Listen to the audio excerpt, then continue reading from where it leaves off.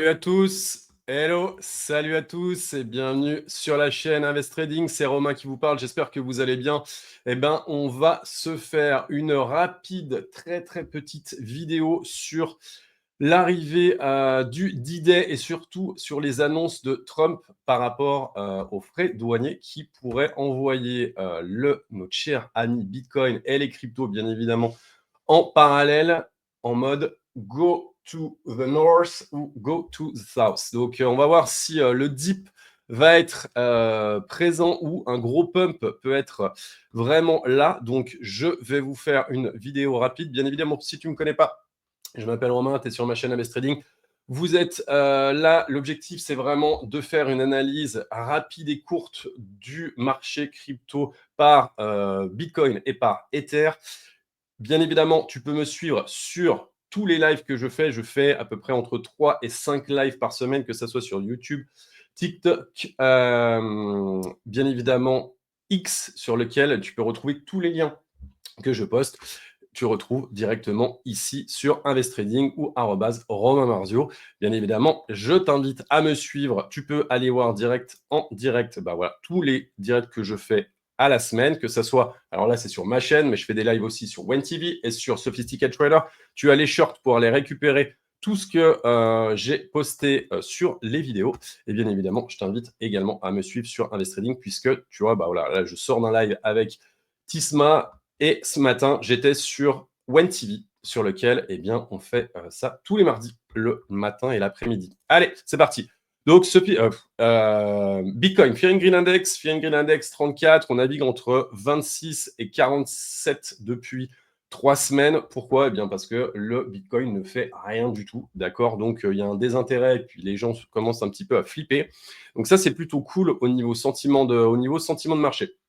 Maintenant, qu'est-ce qui pourrait se passer sur la partie activité du Bitcoin?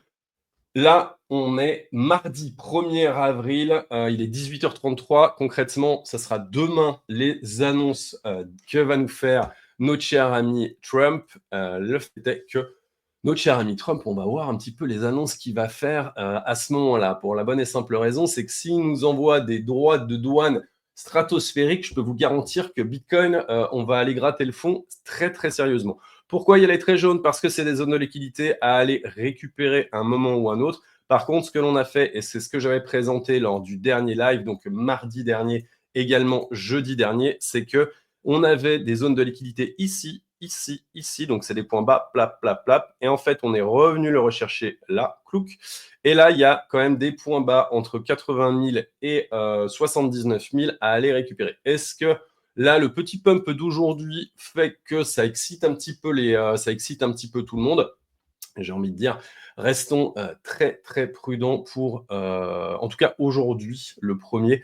Il faudra voir demain ce qui va se passer et surtout après-demain. Je referai un live en même temps, donc je t'invite bien évidemment à me suivre. Je referai un live jeudi sur lequel on fera le point sur la journée de demain, sur lequel ce qui pourrait se passer, genre si ça fait, on pourrait faire pam, ou à l'inverse, tu vois, un truc comme ça, ou à l'inverse, pam, pim. Voilà.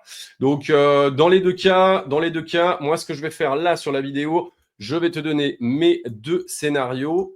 Le premier étant bullish pour moi, on va récupérer en fait cette énorme zone de liquidité qui se trouve ici. Voilà, dans la zone des 89, voire un peu plus loin, si je te la partage ici, on l'a vraiment en direct. Donc jusqu'à 89, 90, il y a vraiment la liquidité. Et voilà. Donc là, on pourrait vraiment remonter aux alentours de 90 sans problème.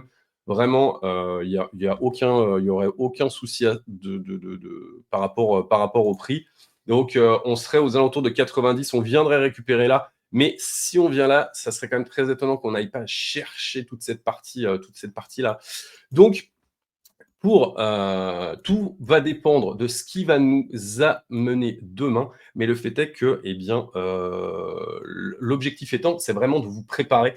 Et l'idée de se préparer, c'est quoi? C'est de mettre en place une stratégie en disant, écoute, est-ce qu'on va aller pleine balle direction le nord pour aller récupérer ça et il y a des acheteurs qui se sont mis en place, ou alors les vendeurs sont mis en place, et puis ce qui est le cas depuis un petit moment, et puis on va aller gratter là. Donc, de toute manière, si on va gratter là, l'idée serait en fait de venir sur les coups de 79, voire ici sur les clôtures.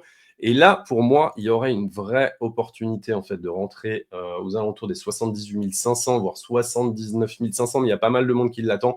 Donc, dans la zone aux alentours des 78 500, de refaire en fait un retest ici qui serait le dernier, plam, et là, enfin, on pourrait avoir un redémarrage du marché. Et ça pourrait être vraiment, vraiment cool. Donc, pas d'inquiétude si on vient vraiment chasser, voilà, s'il y a une vraie baisse ici.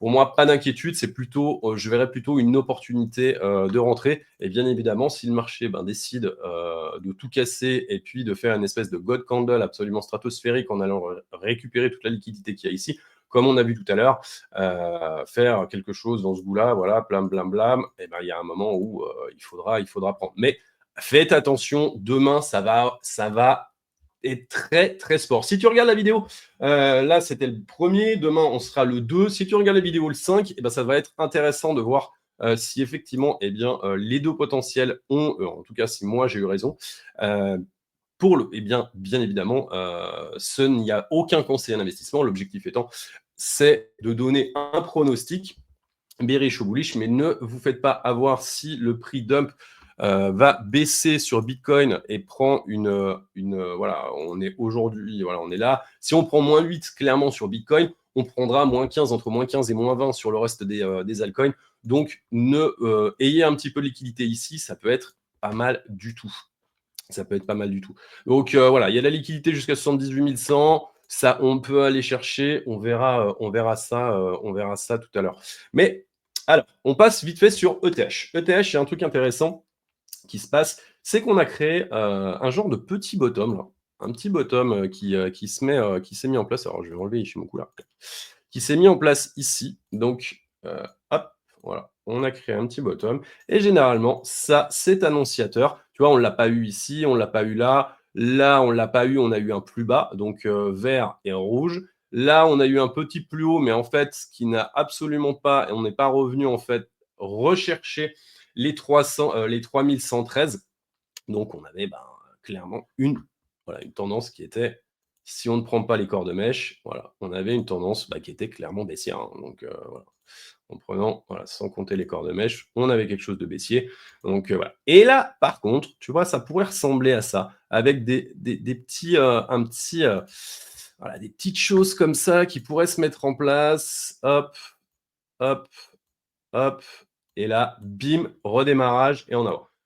Alors, très clairement, il n'y a pas de conseil en investissement. Il va falloir quand même repasser sur Ethereum. On me pose souvent la question, c'est pour ça, lors des lives, Ethereum revient beaucoup parce qu'il y a énormément de gens qui sont positionnés dessus. Moi, j'en ai racheté dans la zone, dans le coin, là, avec la société suisse. Le fait est que je suis préparé, mais si on reprend cette zone-là, ça pourrait être intéressant. Maintenant, il va falloir, là, il y a quand même un gros bloc qu'on va mettre en rouge et il va falloir du solide pour arriver à le casser.